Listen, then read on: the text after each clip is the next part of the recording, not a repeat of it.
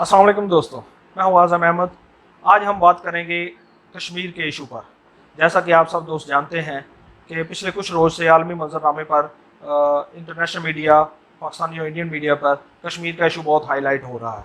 उसके पीछे जो फौरी वजह बनी है वो ये है कि इंडियन गवर्नमेंट ने, मोदी सरकार ने एक आर्डीनेंस के ज़रिए, सदारती आर्डीनेंस के ज़रिए आइन की, इंडियन आइन की आर्टिकल नंबर 370 और A35 की शिकों को मनसूख कर दिया है। इन शिकों की मौजूदगी में रियासत जम्मू कश्मीर की जुदागाना हैसियत बरकरार थी। वहाँ पर कोई गैर मुल्की और कोई किसी और रियासत का बंदा वहाँ पर जायदाद नहीं खरीद सकता था, ना वहाँ पर वो कारोबार कर सकता। अब इन दोनों शिकों को हटाने से ये रुकावटें ख़त्म हो गई। तो इस को लेके कश्मीरी अवाम बहुत तशवीश का शिकार हैं। और उसी तरह पाकिस्तान में भी ये बहुत एक मतलब कि तशवीशनाक मामला था, जिसके ऊपर वो अपना एहतजाज और अपनी काविशें कर रहे हैं। कश्मीरी भी वादी में हड़ताल कर रहे हैं और एहतजाज कर रहे हैं। और इवन इंडिया के जो हिज़्ब इख्तिलाफ की पार्टियाँ, उन्होंने भी इस इक़दाम को गैर आइनी और गैर अखलाकी करार दिया है। तो दूसरी तरफ आज मेरी एक इंडिया में एक अपने दोस्त हैं, वो दानिश्वर हैं, आशीष साहब, उनसे बात हुई। तो मैंने उनसे उनकी राय जानना चाहिए कि इस सारे इशू के ऊपर आप क्या कहते हैं। तो उन्होंने बताया कि आज़म भाई, ये सारा गलत प्रोपोगेंडा है। इंडिया के इस इक़दाम के पीछे वही वजह है जो मोदी गवर्नमेंट का एक विजन है कि वो इंडिया को एक बड़ी मुआशी ताकत बनाना चाहते हैं। तो उस हवाले इस विजन को लेकर कश्मीर में ये मुमकिन नहीं था इन दो शिकों की बिना पर, क्योंकि वहाँ इन दो शिकों की मौजूदगी में बैरूनी सरमायाकारी आने का कोई इम्कान नहीं था।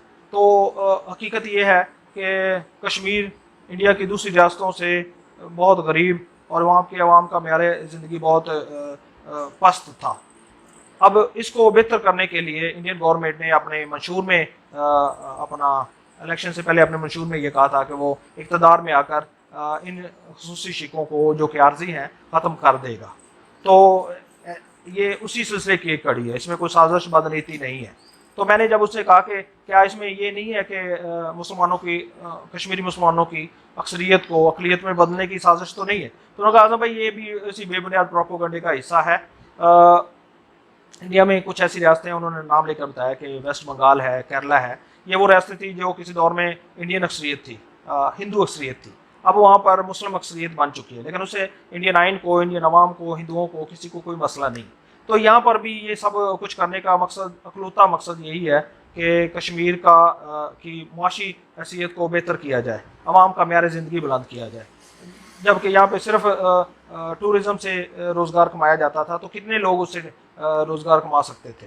तो अब ये एक राह हमवार इन शिकों को ख़त्म करने से यहाँ पे बैरूनी सरमायाकारी की, कारोबारों की और इंडस्ट्री लगाने की एक राह हमवार हुई है, जिससे यकीनन इस वादी के लोगों को मुस्तकबिल में बहुत फ़ायदा होगा। तो मैंने कहा अगर ऐसा है तो फिर ये यहाँ के रहायशियों को तो इस पर खुश होना चाहिए, वो एहतजाज क्यों कर रहे हैं। तो उन्होंने यही कहा कि आप देख लें कि जम्मू और लद्दाख में तो लोगों ने खुशियाँ भी मनाई हैं। ये ले दे के चंद मुट्ठी भर लोग हैं जो इन शर पसंद अनासर के बातों में आ जाते हैं और इन लीडरों के पीछे लगे हुए हैं, जो जिनकी अपने औलादें अमेरिका, फ्रांस और इंग्लैंड वगैरह में पढ़ती हैं, और ये लोगों के बच्चों को जहाद पर और रियासत से बगावत पर उकसाते हैं।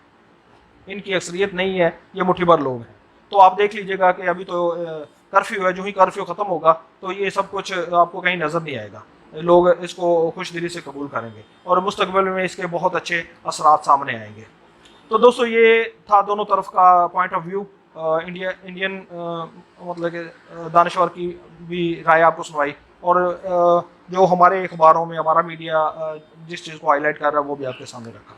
तो मेरी ज़ाती राय में इंडिया की हुकूमत का ये इकदाम उजलत में शायद उस सियाहट और शर्मिंदगी को छुपाने के लिए किया गया है जो हाल ही में इमरान खान के दौरा अमेरिका के दौरान, जब वो वाइट हाउस में उनकी सदर ट्रंप से बात हुई, तो ट्रंप ने बड़ी गर्मजोशी से उसका इस्तकबाल किया और अपनी तरफ से ये बात कही कि वो अगर पाकिस्तान चाहे तो ट्रंप मसला कश्मीर हल कराने के लिए अपना किरदार अदा कर सकते हैं। ये पाकिस्तान के लिए बड़ी खुशाइन बात है, क्योंकि इससे पहले पाकिस्तान कोशिशें करता था लेकिन कोई मसला कश्मीर पर बात नहीं करता था, और अब पाकिस्तान के कहे बगैर ही ट्रंप ने ये बात कही। انہوں نے ایک مزید بات کہی جو انڈیا کے لیے بہت پریشانی کا سبب بنی، وہ یہ تھی کہ مودی صاحب بھی پہلے مجھ سے یہ کہہ چکے ہیں. اب مودی گورنمنٹ جو انڈیا کے عوام کو اور عالمی طور پہ خود کو بہت سپر پاور شو کرتے ہیں اور بڑے دھانسو قسم کا انہوں نے اپنا ایک امیج بنایا ہوا ہے، تو اس میں یہ بڑی ان کے لیے شرمندگی اور رسوائی کی بات تھی کہ مودی صاحب نے بھی امریکہ سے ریکویسٹ کی ہے کہ کشمیر کا مسئلہ حل کریں. تو انہوں نے اس سے انکار بھی کیا اور اب اس کو کاؤنٹر کرنے کے لیے انہوں نے رد عمل کے طور پر اجرت میں یہ اقدام اٹھایا کہ جس سے ان کی حکومت پہ جو ایک بوجھ تھا، ایک شرمندگی تھی اور ایک ندامت تھی، اس کو ختم کیا جائے.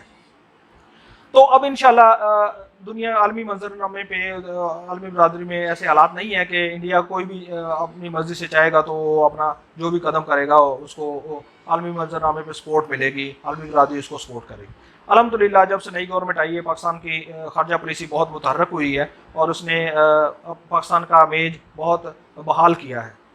خان صاحب جدھر بھی تشریف گئے ہیں، چاہے وہ ولادیمیر پوٹن ہیں، اپنا طیب اردگان ہیں، مہاتیر محمد ہیں، ایون اب ٹرمپ جیسا جو اکھڑ اور منہ پھٹ بندہ تھا اس نے بھی خان صاحب کو بڑی وارملی ویلکم کیا ہے. تو یہ سب اب عمران خان کے دوستوں میں شمار ہوتے ہیں. اور ایون اب حال ہی میں انگلینڈ میں جو بورس جانسن صاحب آئے ہیں وہ نہ صرف عمران خان کے دوست ہیں بلکہ ان کے مداح رہ چکے ہیں. تو اب انشاءاللہ پاکستان جو ہی اپنا معاشی استحکام حاصل کرے گا، کیونکہ دنیا میں کسی ملک کی، کسی قوم کی اہمیت کی، اس کی طاقت کے تین ایک مثلث ہوتے ہیں جس کے تین کونے ہوتے ہیں، جس میں سب سے ضروری چیز ہوتی ہے معاشی طور پہ مضبوط ہونا، عسکری لحاظ سے مضبوط ہونا اور عالمی سطح پر اس کی ایک اہمیت یا ویلیو ہونا. تو الحمدللہ موجودہ گورنمنٹ کے آنے کے بعد پاکستان کا جو ایک عالمی تشخص تھا وہ بحال ہوا ہے. پاکستان کی بات اب سنی جاتی ہے، پاکستان کو اہمیت دی جاتی ہے اور پاکستان کا یعنی احترام کیا جاتا ہے. تو پاکستانی آرمی پہلے سے ہی ایک تسلیم شدہ ایک بڑی فوجی قوت ہے پاکستان. تو لے دے کے اب یہی مسئلہ ہے کہ اگر پاکستان معاشی طور پر بھی مضبوط ہو جائے تو انشاءاللہ جو موجودہ حکومت کی کاوشیں ہیں اگلے 1-2 سالوں میں یہ ہدف بھی حاصل ہو جائے گا. تو پھر یہ ایک مثلث مکمل ہو جائے گی جس کے تینوں کونے مکمل ہونے سے یہ مثلث ایک مضبوط اور باوقار قوم کی، ملک کی یہ مثلث مکمل ہو جائے گی. تو پھر انشاءاللہ پاکستان کے جو بھی جائز مطالبات ہیں ان کو دنیا میں کوئی بھی نظر انداز نہیں کر سکے گا، چاہے وہ انڈیا ہوگا یا عالمی سطح پر کوئی بھی. تو اس سے نہ صرف پاکستان کے یہ دیرینہ مسائل حل ہوں گے بلکہ امت مسلمہ کے مسائل بھی حل ہونے کی پوری امید ہے، جیسے کشمیر ہے یا کوئی اور مسائل ہیں. تو ان سب دوستوں سے یہ درخواست ہے جو ملک میں جنگ کے آثار دیکھ رہے ہیں یا یعنی جہاد کی باتیں کر رہے ہیں، انڈیا سے لڑنے کی اور مرنے کی اور غزوہ ہند کی باتیں، یہ وہ دوستو یہ ایک بڑا خطرناک پہلو ہے. آپ دوست جنگ کی باتیں کرتے ہیں تو جنگ بہت بھیانک چیز ہے. ہمارے خطے نے چونکہ جنگ دیکھی نہیں اس لیے یہ ایسی باتیں کرتے ہیں. اگر آپ نے جنگ کی ہولناکی دیکھنی ہے تو جنگ عظیم اول اور دوم کے حالات دیکھیں، ہیروشیما اور ناگاساکی میں ہونے والی تباہی کو دیکھیں تو آپ کو پتہ چلے گا کہ جنگیں کتنی بھیانک ہوتی ہیں. اور یہ 80-90 سال پرانی جنگیں ہیں. آج کل کے دور میں جو جنگیں ہیں یہ تو پتہ نہیں دنیا پہ کیا اثر ہو جائے گا. اگر پاکستان اور انڈیا جو دو ایٹمی طاقتیں ہیں ان کی جنگ پورے خطے کے لیے تو تباہ کن ہوگی، شاید پورے پلانٹ کو بھی متاثر کرے. تو کوئی بھی اس حق میں نہیں ہوگا، چاہے وہ مودی ہو، پاکستان ہو یا عالمی برادری ہو، اس جنگ کا کوئی امکان نہیں ہے. تو انشاءاللہ یہ سارے مسائل حل ہوں گے، لیکن اس کے لیے ہمیں فوکس کرنا ہوگا ٹیکنالوجی پر، تعلیم پر، معیشت پر. جب ہم اپنا یہ تیسرا کھویا ہوا کون کا جوڑ لیں گے، مکمل کر لیں گے تو انشاءاللہ ہمارے سارے مسائل بھی یقیناً حل ہو جائیں گے. تو اس وقت تک کے لیے صبر اور تحمل سے اپنے اہداف پر نظر رکھ کے اپنی کوششیں جاری رکھیں. تو انشاءاللہ وہ وقت بہت دور نہیں ہے جب انڈیا اس بات پہ مجبور ہو جائے گا کہ وہ کشمیر کا کسی ایسے حل پہ اسے مجبور ہونا پڑے گا جو تینوں فریقوں کے لیے قابل قبول ہو. تو اس وقت تک کے لیے صبر سے انتظار کریں اور پاکستان کے استحکام کے لیے اپنے مقام پر جو کوششیں کی جا سکتے ہیں اسے کریں. تو دوستو امید ہے یہ تجزیہ آپ کو پسند آیا ہوگا. اگر آپ کو پسند آیا تو پلیز اسے شیئر کریں اور ہمارے چینل کو سبسکرائب کریں. آپ لوگوں کا بہت شکریہ. اللہ حافظ.